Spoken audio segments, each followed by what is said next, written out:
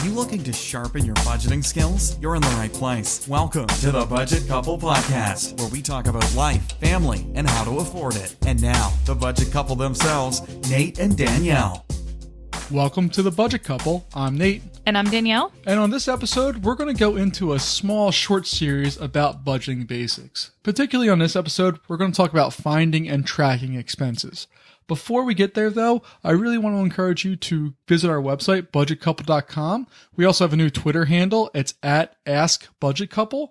And then we also have a YouTube page that is going to be putting up old episodes that we've had, along with videos of us going through our budget and how we do things. Because a lot of the stuff we talk about is much better in visual means, I would say. Would you agree with that? Yeah, no, definitely easier to explain. So we're going to go through and kind of take video screencast of our budgets and kind of go through things and talk about how we would change things and the discussions that we have in video format as opposed to just audio.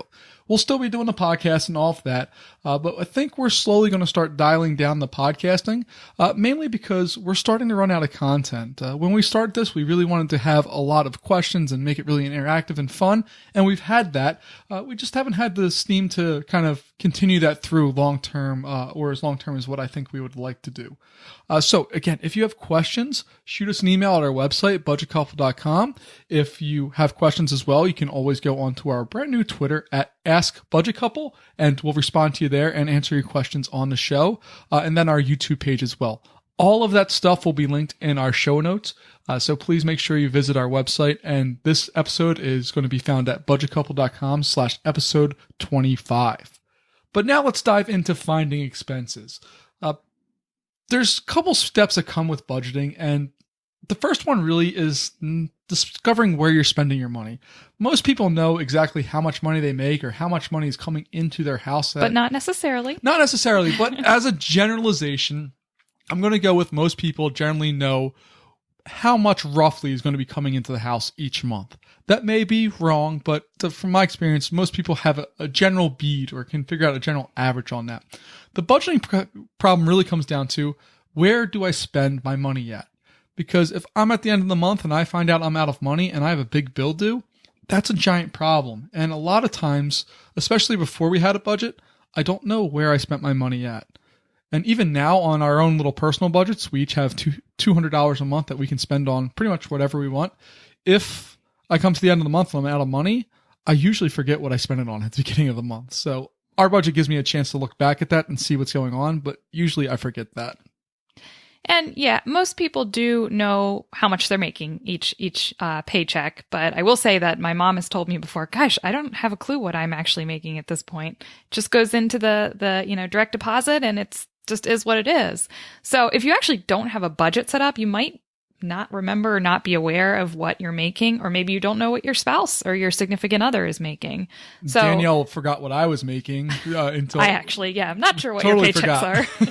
So I mean, yes, Nate's right that the first step is really discovering where you're spending your money and what your expenses are. But it is always important to do the other side of that and know exactly what your income is.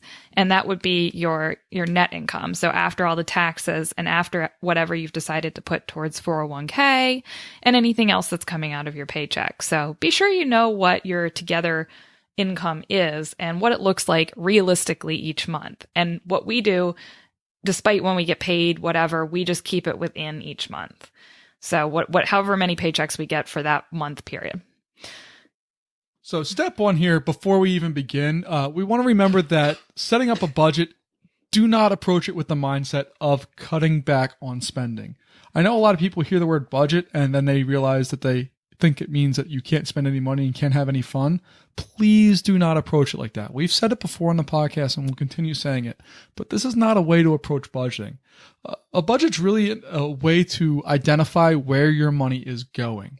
And at the end of the month, or in our personal experience, we use a month, it allows us to see if we're happy where we're spending our money.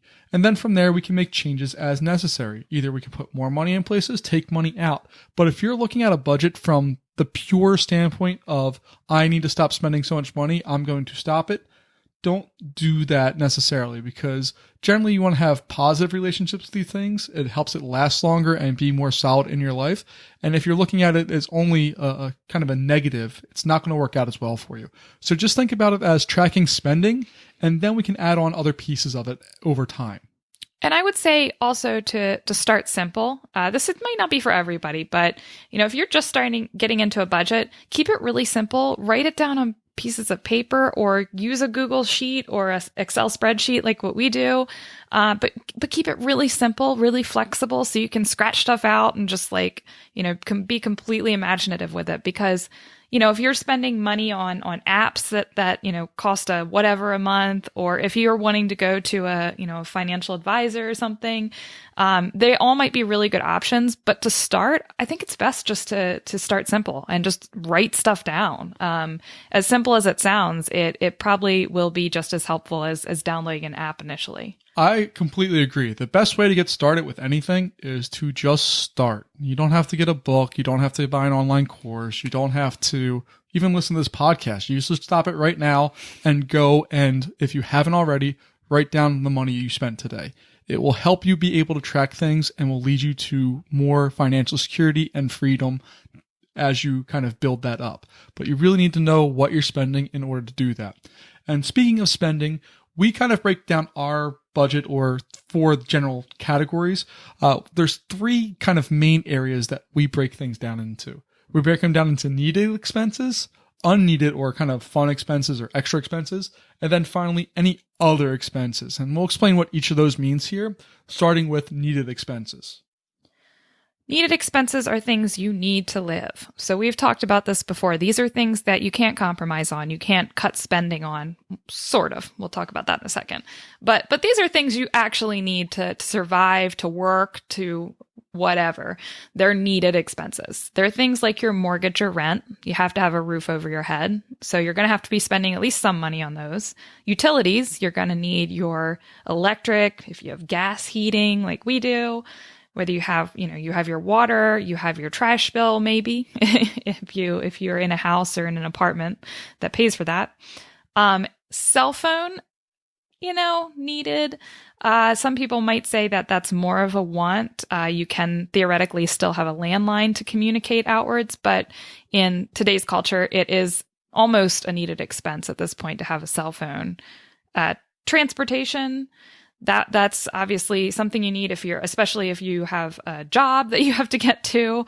So you have the car payment, you have your gas money, insurance, upkeep. Don't ever forget about having to get your oil changes done, or if you're like us with a electric car, at least getting your tires changed and such. Then you have things like family, childcare. This is a needed expense if you're working full time. If both of you are working full time, you do need someone to watch the kid, unless you're blessed enough to have family around you to take care of them. But there are things related to family that'll cost you some money. I mean, our diaper and wipe budget is pretty high sometimes. So. Yeah, it's crazy. I can't wait till he gets potty trained. And finally, food. You have to eat. So whatever your budget is, and this wouldn't be any of your going out to dinner for the night. This would be things like your weekly grocery bill. So that would have to be included in those needed expenses. So that's the first thing, needed expenses. Again, things that you have to spend money on. Write down what those are. Write down those costs. You should know what your rent is, what your mortgage is. For utilities, anything else, average them out roughly, or write down what you at least think you spend on it. Just give yourself an idea so you can see if you're thinking right or you're thinking wrong.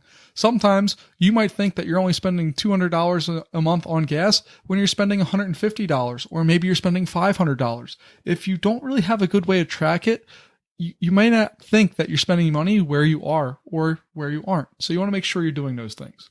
The second area is unneeded expenses. These are things that you don't have to spend money on, but generally we do, and usually we like spending money on them. For us, that's going out to eat, which we only go out like once a month or once a week. We usually go out about once a week, but we don't need to do that at all. It's far cheaper to go to a grocery store and buy all the food for the week and plan out meals and all of that, but it's nice to go out and have a meal ready to go, and it's something that we do probably once a week. You have any monthly recurring costs. So this is your Netflix. Unfortunately, Netflix is not necessary to survive, although it is. When Stranger Things season 3 comes out, it's going to be necessary. But beyond that, it's really not a necessity. We have Amazon Prime as a monthly recurring. We have an Audible subscription. We have Netflix. Do we have anything else? I feel like we have more. Amazon, Netflix, Audible. I think those are the three. Okay, those are the main 3 ones that we have. We even have web hosting for this podcast. And then we also have the web hosting for the website for this podcast. So those all are monthly things that we have to pay for. And then finally, any personal funds. Danielle and I each give ourselves $200 a month to kind of be extra money that we can spend things we want on. Depending on where you're at with your budget, it may be way higher, it may be way smaller. But those are things that aren't necessary to do. We don't have to spend money on ourselves. I don't need to buy all the random tech that I love and get, but I do because I enjoy it, and I also do because it's part of my budget. I can afford it, and I know that I can afford it because we have our budget. Finally, other expenses can be a bunch of random things depending on what your situation is. Maybe you have student loans that you're working to pay off. Maybe you have credit card debt. Maybe you're working towards your retirement account and you're putting in extra in say a Roth IRA or something.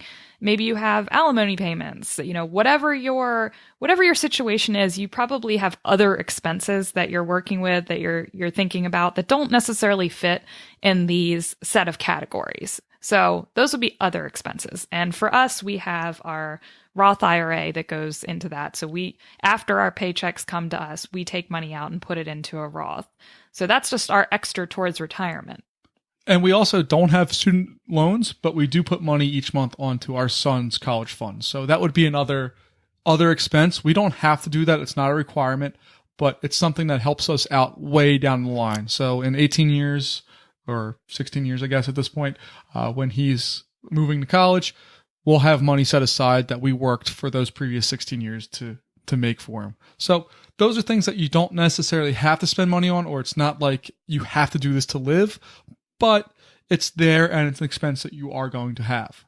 So those are our 3 main areas. Again, needed, unneeded, and other expenses. That's kind of our broad categories for how we would classify things. Now the big thing comes is now that you identified those categories and what you're spending your money on, we need to actually start seeing if we're spending the money we think we are on those things. So we're starting to start tracking expenses. For us, we use our credit cards to buy most of the things in our life. So what we would do is go back through our credit card statements over the past few months and start identifying things. How many times does food show up on there? How many times does Amazon expenses show up on there? We just kind of want to start getting an idea and totals for different categories and identifying where we're spending our money at. So take maybe about 3 months or so to just track these expenses. It might be, if you use credit cards, take your credit cards. If you use your debit card all the time or cash, look at your debit, your bank statement. Look at your bank statement. If you use cash, it might be a little harder, but and it might be something where you have to start tracking your money during that month that you're trying to budget. But whatever way you use to spend money, go ahead and start tracking that for about the past 3 months. So break it up month by month, and just during that 31 day period, write down every expense and start categorizing it. And you can use some of the categories that we've talked about in this episode or in past episodes. We also have our spreadsheet available online for you to look at. But start just plugging in some categories and putting things together and get a sense of where you're spending your money. And that way you can start to set up a more realistic budget for the coming month when you try it out for the first time. Absolutely. And you really just want to use this to start spotting trends. How are you spending your money, and are you happy with how you're spending your money?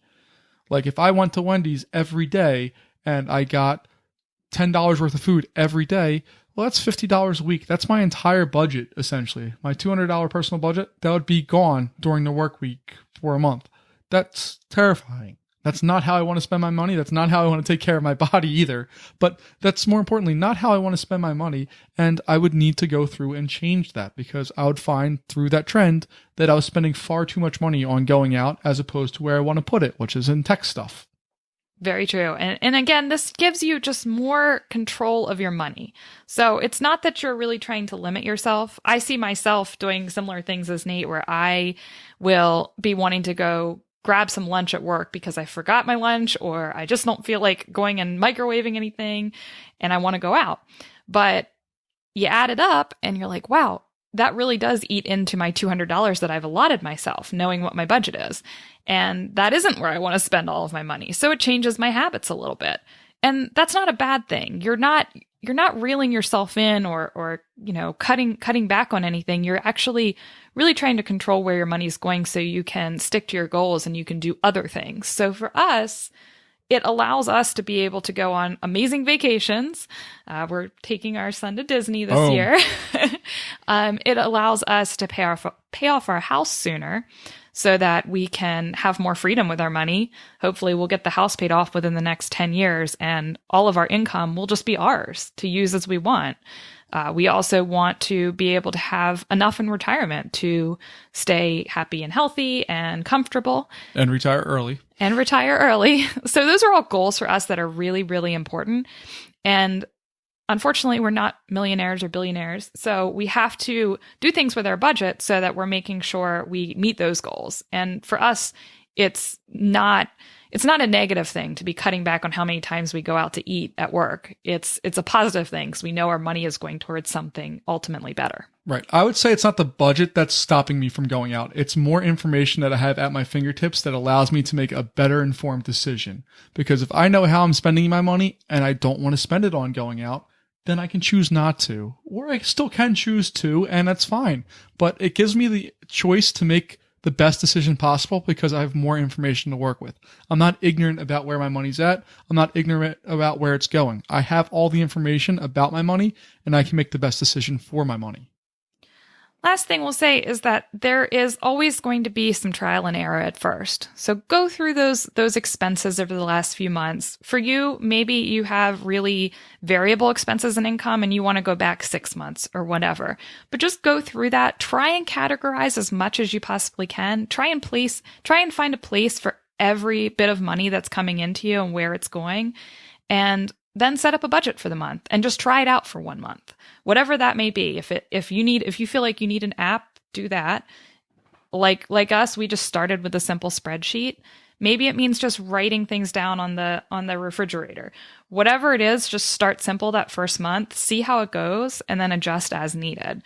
Don't feel like you need to have it all sorted out and perfect the first time around, and then expect to have it change even when you do have it really nailed down. Yeah, we've been seriously hardcore budgeting for 7 or 8 years now, and we still find ourselves tinkering and trying to make it perfect. And again, if you're just getting started, if you're in your first few months of doing this, don't worry if you miss things. Don't worry. Don't beat yourself up about that kind of stuff because you're going to. I still do. There's still stuff that I forget to put on the budget, and then I get yelled at because I forgot it and I spent too much money. But regardless, it's a learning process, it's a growing process, and it's really just about instilling good habits so that you can take care of yourself and your money the best way possible. And if you guys have any questions, more specific questions about how we set up a budget, please feel free to ask. Again, we're going to be starting up our YouTube and we will be putting more resources on the webpage. So if there's something more visual that you want to see, let us know and we can try and walk through it perhaps on a YouTube video. Absolutely. And again, if you have any questions, you can always reach out to us on Twitter at AskBudgetCouple and also our website. The show notes for this episode can be found at budgetcouple.com/episode 25. You can always use our website as a whole, budgetcouple.com, to find information, past episodes, and to get in contact with us. And our Twitter and YouTube pages will be linked there as well. If you have any questions, please reach out. We'd love to help you. And we hope that you have a fantastic rest of your day. Thanks. Bye. Bye-bye. Thank you so much for listening to this episode of the Budget Couple Podcast with your hosts, Nate and Danielle. For more great content and to stay up to date, visit budgetcouple.com. Make sure to check out the next episode of the Budget Couple Podcast, where we'll talk more about life, family, and how to afford it. We'll catch you next time.